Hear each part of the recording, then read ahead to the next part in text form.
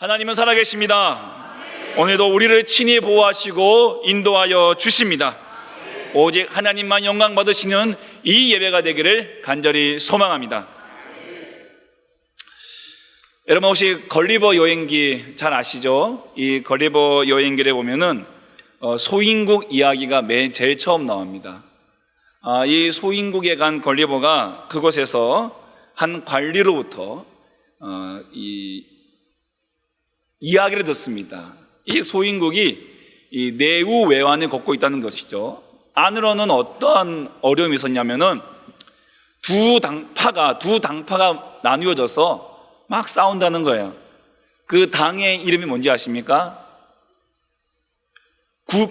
높은 당과 높은 굽당과 낮은 굽당입니다. 신발굽입니다. 신발굽. 높은 굽을 신어야 된다. 낮은 굽을 신어야 된다. 이거 가지고 파가 나누어져서 이 당쟁을 이룬다는 것이죠. 또 밖으로는 어떠한 어려움이 있었냐면은 바다 건너에 그 적국과 3년 동안 지금 전쟁이 치러지고 있대요. 근데 그 전쟁의 이유가 무엇이냐면 계란이 있는데 이 계란을 깰 때에 넓은 쪽으로 깰 것이냐 아니면 좁은 쪽으로 깰 것이냐, 이거 가지고 지금 3년 동안 전쟁을 하고 있다라는 것이죠. 여러분 들으시면 어떠세요? 이게 과연 논란이 될 만한, 싸움이 될 만한 이야기입니까? 우리 주변에도 이런 싸움 많지 않을까요? 여러분 짜장면 중국집에 가면은 두 파가 생기죠. 어떤 파입니까? 짜장파와 짬뽕파가 생깁니다. 그래서 그 둘 사이를 화해시키기 위해서 나온 게 짬짜면입니다. 탕수육을 시키면 또 어떤 파가 생깁니까? 붕어파냐 아니면 찍먹파냐. 그래서 어떤 개그맨이 이 싸움에 종식시키는 한마디를 했습니다. 그것은 부먹 찍먹 고민할 시간에 하나라도 더 먹어라. 부먹 찍먹 하지 말고 처먹해라. 눅눅하기 전에 빨리 먹으라는 거예요. 그래야 제일 맛있대요. 여러분 우리 인생 가운데 이런 사소한 문제들로 인해서 많이 싸우고 이렇게 할 때가 많죠. 이런 일들이 참 비일비재합니다. 사실 대가 앞에서는 이 문제들이 결코 문제가 되지 않아요. 대가 앞에서는. 오늘 이 고린도 교회라고 하는 이 교회가 지금 분쟁이 일어났습니다. 사도 바울이 글로에의 그 집의 한 사람을 통해서 고린도 교회에 문제가 발생했습니다. 분쟁이 일어났습니다. 라고 하는 소식을 듣게 되었습니다. 그 분쟁의 이유가 뭔가 했더니만 고린도전서 1장 12절 말씀을 보시면은 무슨 분쟁입니까? 바울파, 아볼로파, 게바파, 그리스도파, 파가 나뉘어졌다라는 거예요. 이 줄서기가 생긴 겁니다. 줄서기. 이 사도 바울의 입장에서는 도저히 이해할 수가 없는 거죠. 왜 이런 분열이 일어났을까? 이런 파들도 보면은 일리는 있어요. 그 파를 모인 사람들의 이야기를 들어보면 일리가 있어요. 또 바울파, 우리는 바울이 이 고린도 교회를 세웠는데 이 바울이 전도한 사람들이다. 우리는 순수 바울 혈통이다. 이렇게 또 바울을 따르는 사람. 또 아볼로파는 뭐냐면은 아볼로는 정말 그 언변에 능하고요. 또 성경에 대한 지식이 박학하고요. 또 말을 잘합니다. 아볼로는 말을 엄청 잘했어요. 그래서 사도 바울은 조금 말이 어눌했어요. 그래서 꼭 어떠냐면은 글 잘 쓰시는 교수님 있는가 반면에 또 강의를 잘하시는 교수님이 있어요. 그렇죠, 우리 대학부. 다들 마스크를 쓰고 있어서 아주 무섭습니다. 지금 굉장히 눈짓으로만. 근데 그 대학 보면은 이게 글을 잘 쓰시는, 책을 잘 쓰는 교수님이 있는가 반면에 또 이제 강의를 잘하시는 교수님이 계시는데 꼭 그런 모습이에요. 그래서 바울은 말은 조금 이게 전달력이나 이런 게 있어서 조금 어려워도 글을 또한 그 신학적으로 글은 잘 쓴다는 거예요. 근데 이제 근데 이제 아볼로는 이 고린도 교회가 어떤 곳입니까? 또 헬라 지역에 있습니다. 그들은 또 철학과 또 지혜와 철학을 또한 수사하기 발달한 곳입니다. 그러니 말이 정말 중요해요. 그래서 말을 되게 잘합니다, 아볼로가. 그러니 아볼로파에 붙은 사람들이 있어요. 조금 약한 두 세력이 또 있어요. 그것은 이제 게바파. 게바파는 이 베드로의 가르침, 특별히 특정 음식을 먹지 말라. 이게 유대계의 율법이 입각해서 그리스도인이지만 이런 율법을 지켜서 이 특정한 음식을 먹지 말아야 된다. 이런 바울의 가르침을 좋아해서 바로 베드로의 가르침을 선호해서 그분을 선생으로 모시고 그 베드로의 제대로 된 가르침을 이해하지 못하고 도리어 더 어떠냐면 그 율법을 무시하는 이 바울을 또한 이 바울과 바울의 그 사도직, 그 복음을 의문에 갖는 그러한 또 개파파가 있었고요. 또한 그리스도파, 인간들의 이런 판에다 얽매이지 않고 우리는 직통으로 우리는 성령을 받아서 우리는 그리스도의 파다, 이렇게 생각하는 그리스도파가 있었다는 거죠. 네. 여러분 개바파에 대해서 혹시 오해를 안 하셨을 적에서 제가 설명을 어떻게 해드리는지 모르겠지만 오해는 하지 마십시오. 베드로가 그랬다는 것이 아니라 그를 따르는 사람들이 자기의 입맛대로 그렇게 골라서 율법을 무시하고 율법을 따라간다는 것이죠. 자, 어찌됐든 이러한 네 개의 파가 생겼다는 것을 들었을 때에 바울이 단호하게 얘기를 합니다. 우리 1장 13절 15절까지 보시면은 13절에 그리스도께서 어찌 나뉘었느냐. 그들은 팔을 막 나누었지만 그리스도께서는 어찌 나뉘었느냐. 그리스도는 나누지 않았다는 것이죠. 절대 팔을 나누지 않았다는 것입니다. 나 바울이 너희를 위해서 십자가에 못 박혔느냐? 아니라는 거죠. 바울의 이름으로 세례를 주었느냐? 아니라는 거죠. 나는 그저 그리스도와 가이오 외에는 세례를 베푸지 않았다는 것입니다. 왜냐? 내 이름으로 세례를 받았다 말하지 못하게 하기 위해서. 다시 말하면 오직 그리스도의 이름으로 드리는 세례 외에는 누구의 이름으로도 세례를 받았다고 말하지 않도록 자기는 하지 않았다는 거예요. 교회는 그리스도 이름으로 세례를 받고 우리를 대속하기 위해서 십자가에 못 박히시고 부활하신 그리스도 예수와 연합한 자들의 모임입니다. 연합. 그래서 교회는 그리스도의 몸이고요. 그런데 분파가 생기고 갈라진다는 것은 바로 이 바울이 전했던 이 복음, 그리스도의 십자가를 부인하는 행위가 되는 것이고, 그리스도와의 연합, 세례를 통해서 그리스도와의 연합을 부인한다는 것입니다. 또 나는 바울파에 속했다, 나는 까볼로파다, 게바파다, 그리스도파, 이런 것들은 뭐냐면 그들의 이름에 속하였다라는 의미가 된다는 거예요. 그리스도의 이름으로 세례를 받는 것이 아니라 바울의 이름으로, 아볼로의 이름으로, 게바의 이름으로, 나는 그들 편이다. 쉽게 말하면 그들이 가리키고 있는 이 손가락이 가리키고 있는 그리스도를 바라보지 못하고 그들의 손가락만을 바라보면서 그들을 따라가는 이상한 파가, 이상한 분열이 교회 안에 생겼다는 것입니다. 여러분, 바울은 고린도 교회의 이러한 분열의 심각성을 인지하고 이 갈라진 공동체를 다시 연합시켜야겠다, 다시 하나 되게 만들어야겠다라고 내놓은 해답이 있습니다. 그것이 바로 그리스도의 십자가입니다.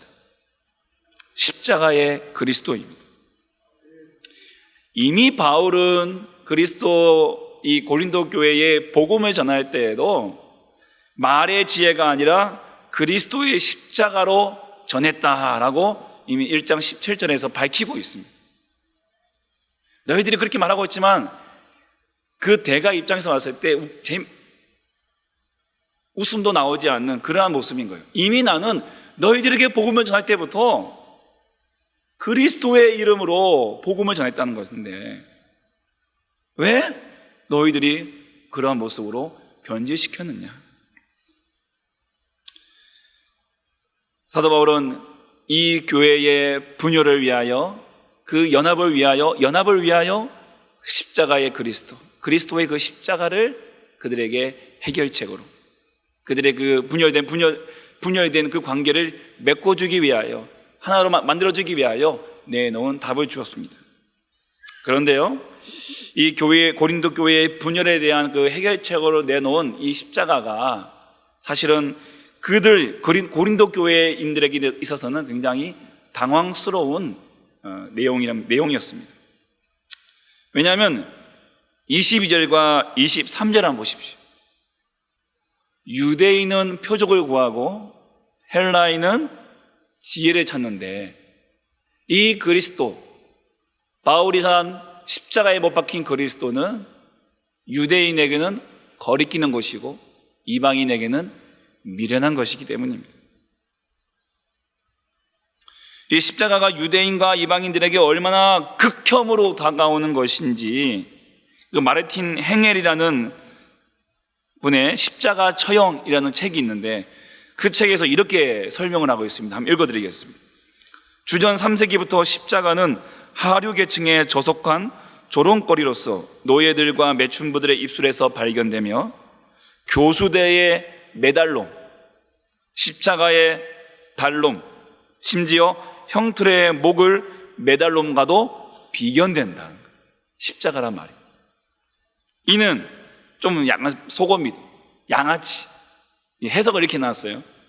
내지는 악당 XX. 이건 도저히 제가 말씀 못 드리겠습니다. 악당 XX. 이렇게 해당된다는 것이에요. 이 끔찍한 단어는 로마의 귀족 계층 구성원들보다는 관청의 노예나 외국인들에게 더욱 생생하게 다가왔을 것이다. 하지만 바울의 그리스 독자들도 십자가의 말씀을 좋게 보지 않았고, 팔레스타인에 세워졌던 로마의 십자가들을 볼 수 있었던 유대인들, 이들은 특히 나무에 달린 자마다 저주받은 자라는 저주의 말씀, 신명기 21장 23절의 말씀을 늘 염두에 두고 있었기 때문에 유대인들에게는 이 십자가라는 것이 굉장히 거북스럽다는 것이죠. 그래서 유대인이든 헬라인이든 로마인이든 다른 외국인이든 어느 누구에게라도 십자가에 달린 메시아 내지 십자가에 달린 하나님의 아들 혹은 십자가에 달린 하나님이란 표현은 그 자체로 모순이자 불편하고 어리석은 주장으로 보였을 것이다. 여러분, 십자가는 유대인이나 헬라인이나 그들 모두에게도 불편한 것이었습니다. 유대인의 종교심으로도 이해할 수 없고, 헬라인의 그 지성으로도 도저히 이해할 수 없는 것이 바로 십자가인데, 바울은 그것을 해결책으로 내어놓고 있습니다. 십자가라는 그 미련한 것을 그들에게 해결책으로 내어놓고 있는 것이죠. 여러분, 유대인들의 조상이었던 옛 이스라엘 백성들의 광야에서 이 광야길을 걷다가 그들이 하나님께 원망하고 하나님께서 불뱀을 보내셔서 그들이 이제 불뱀에 물려 죽을 때에 하나님께서 십자가의 예표로서 무엇을 말씀하십니까? 높은 장대에다가 놋뱀을 달아서 그것을 보는 자마다 살 것이다라고 모세에게 명령하셨죠. 얼마나 아파서 고통당하는 사람들에게 있어서 이 말은 너무 어리석은 말처럼 들릴 수 있어요. 그러나 그것을 믿는 자는 믿고 본 자는 살았고, 그러지 못한 사람은 죽어갔어요. 이스라엘 백성들은 이미 그들의 조상에 있어서 이런 경험들이 있었음에도 불구하고 그 장대 높이 달린 놋뱀, 십자가의 그리스도로 예표되는 그 놋뱀을 이해하지 못한 것이죠. 그들은 백마를 타고 군대를 이끌고 오셔서 로마를 무찌르고 이스라엘을 해방시키시는 그런 메시아를 생각했지만, 그 메시아가 십자가에 달려 돌아가셨다, 죽으셨다, 그들에게는 모욕이고 수치인 것이죠. 과연 우리의 메시아가 어떻게 저 십자가에 달려 돌아가셨냐? 이건 우리에 대한 모욕이다. 우리의 수행의 수치다. 최고의 지성을 자랑하면서 그들의 지혜로 구원을 받는다는 이 철학세계 속에서 신이 인간의 몸을 입고 이 땅에 내려오셔서 인간들에게 조롱당하고 그리고 모욕당하고 십자가에 달려 죽으셨던 사실은 이 지성인 헬라인들에게는 도저히 이해할 수 없는 이야기라는 것이죠. 자, 여러분, 근데 바울은 이 십자가를 무엇이라고 말씀하는지 다시 한번 우리 바울의 이야기를 한번 들어보겠습니다. 고린도전서 1장 18절입니다. 십자가의 도가 멸망하는 자들에게는 미련한 것이지만 구원을 받는 우리에게는 하나님의 능력이라. 아멘. 하나님의 능력. 십자가의 도는 하나님의 능력이다. 자, 23절에 우리는 십자가에 못 박힌 그리스도를 전하니. 자, 그 십자가의 도가 이제는 좀 더 발전해서 십자가에 못 박힌 그리스도라고 말씀하고 있습니다. 십자가의 도, 그 십자가에 못 박히신 그리스도. 유대인에게는 꺼리는 것이고 이방인에게는 미련한 것이지만 24절에 오직 부르심을 받은 자들에게는 유대인이나 헬라인에게나, 가로 열고는 제가 넣은 겁니다. 지우셔도 되는데, 십자가의 그리스도는 하나님의 능력이요 하나님의 지혜니라. 그리스도, 십자가의 그리스도. 그리고 25절에 하나님의 어리석음이 사람보다 지혜롭고 하나님의 약하심이 사람보다 강하니라. 그 하나님의 어리석음과 하나님의 약하심이 무엇입니까? 십자가의 그리스도. 십자가의 그리스도입니다. 여러분, 미련하고 모욕적이고 수치스럽다고 말하던 그 십자가가 바로 하나님의 지혜였고 하나님의 능력이었습니다. 이 십자가에 못 박혀 죽으시고 부활하신 예수 그리스도가 바로 하나님의 지혜이시고 하나님의 능력의 결정체라는 것입니다.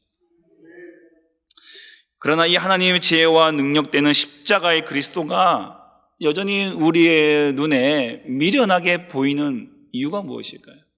여전히 우리 마음 가운데, 여전히 우리의 눈에 마음에 차지 못하는 이유가 뭐가 있을까요?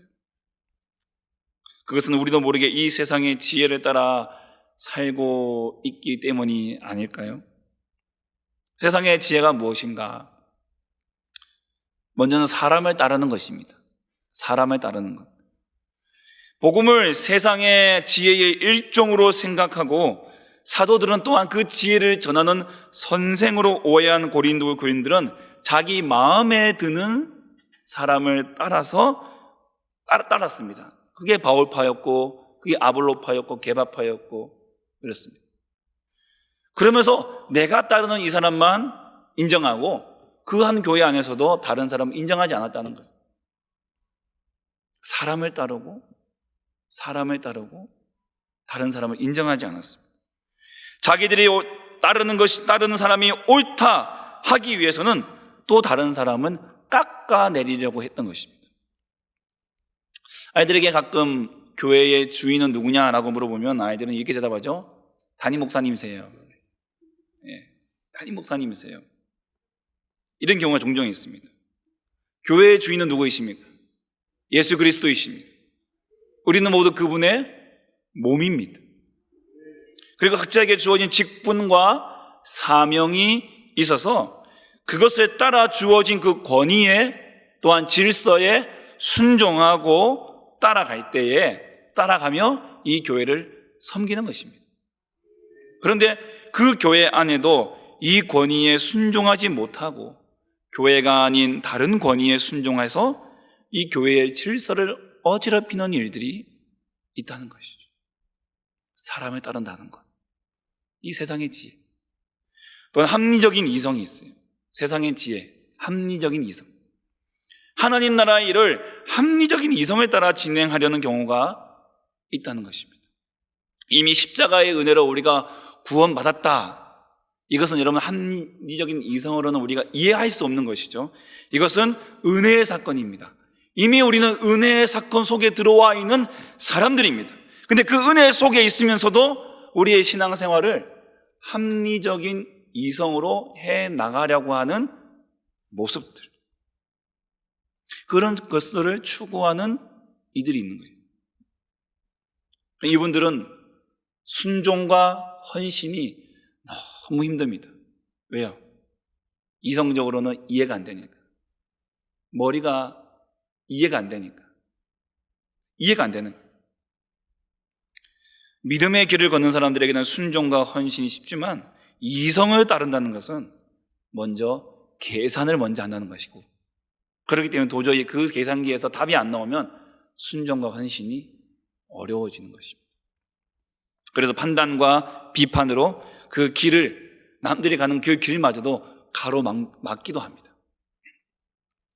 또 세상의 지혜, 그것은 돈과 지위와 명예, 이런 것들을 나의 삶의 능력으로 삼고 살아가는 것입니다. 그래서 십자가의 예수를 이 땅 위에서 성공의 발판으로 삼으려고 하는 사람들도 있다는 거예요.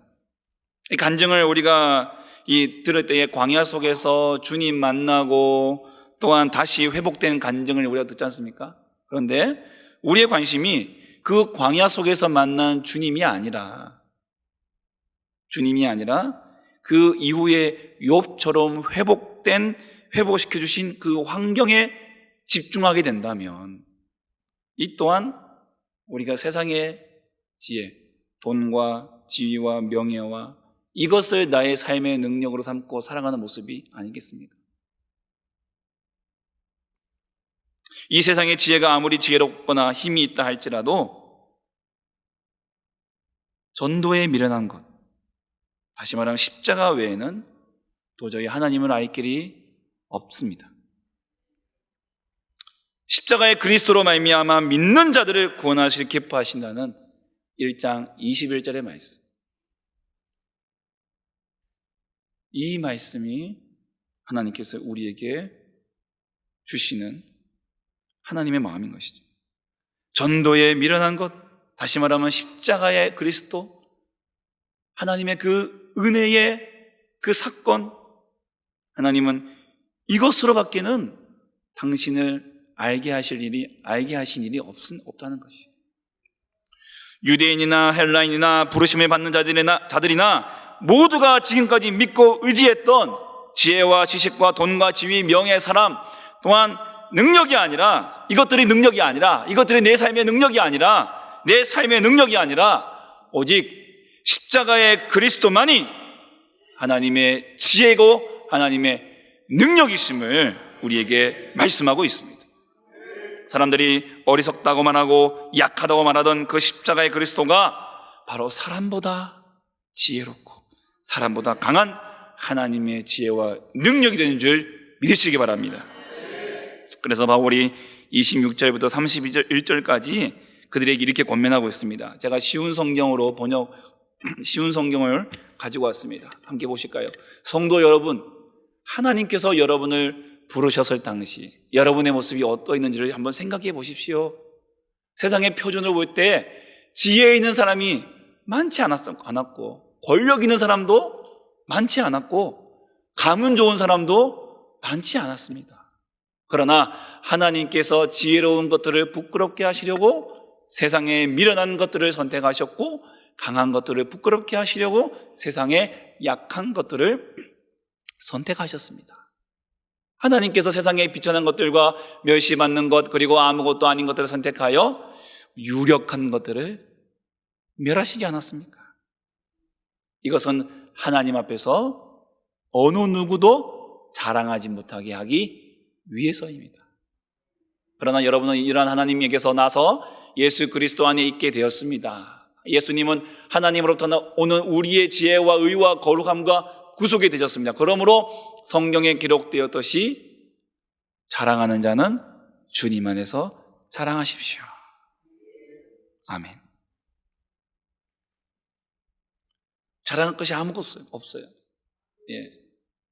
우리는 하나님의 은혜로 우리가 어리석다고 우리가 약하다고 조롱했던 그 하나님의 지혜와 하나님의 능력이 십자가의 은혜로 말미암아 구원받은 자들이기에 우리 모두가 그 어디 앞에서도 자랑할 것이 없다는 것입니다. 오직 우리가 자랑할 수 있는 것은 오직 그리스도의 십자가의 위에 그 그리스도.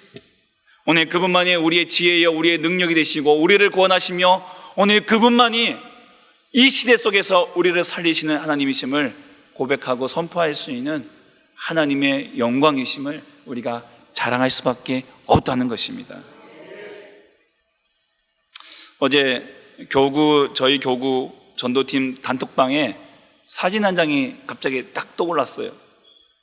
한 지사님께서 마트에 가셨는데 하는 권사님께서 이 교회에 물티슈를 나누어 주고 계시더라는 것이, 전도하고 계시더라는 거예요.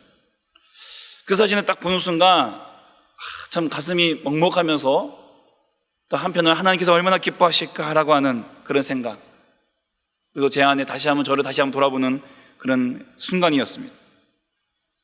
여러분, 오늘 이 시대가 어떻습니까? 코로나19로 인해서 정말 우리가 예배 드리기가 너무 어렵지 않습니까? 현장 예배 못 드리고 있는 교회들이 참 많습니다. 또한 우리의 노방전도의 모든 길들이 지금 잠깐 멈추어져 있습니다. 생활전도, 생활관계전도로 우리가 전환하여 지금 계속 전도하고 있지만 쉽지 않죠. 때로는 코로나19라고 하는 이 합리적 이성이 우리의 입을 이렇게 막아버리고 있는지도 모릅니다. 불신자들은 그분의 그 모습 보면서 어리석다라고 말할 수도 있을 거예요. 미련하다고 말할 수도 있을 것입니다. 지금이 어느 시대인데, 심지어는 우리 교회 안에서도 아니 지금이 어느 때인데 좀 쉬시지 라고 그렇게 얘기하실 수도 있을지도 모릅니다. 지금 우리가 이렇게 모여서 예배드리는 이 모습도 믿지 않는 자들에게는, 불신자들에게는 조롱과 비난과 비판의 또한 대상이 될 수도 있습니다. 그러나 하나님의 어리석음이 사람보다 지혜롭고 하나님의 약하심이 사람보다 강한 줄 믿습니다. 바로 십자가의 그리스도, 십자가의 예수만이 우리의 지혜이고 능력이 되십니다. 그리고 오늘 이 시대 속에서 이 출구를 찾지 못하고 방황하는 우리들에게 주시는 하나님의 유일한 해답인 것입니다. 더 어지럽고 더 험난하며 더 불확실한 이 세대 속에서 우리가 붙잡아야 될 지혜는, 능력은 십자가의 그리스도, 하나님의 은혜요, 하나님의 지혜이시며 하나님의 능력이 되시는 그 십자가의 그리스도를 붙잡아야 될 줄 믿습니다. 이 예수 그리스도, 그 십자가의 은혜, 우리의 지혜롭고 강하신 그 주님을, 그 주님만을 우리 함께 자랑하며 함께 살아가시기를 다시 한번 주의 이름으로 축복합니다.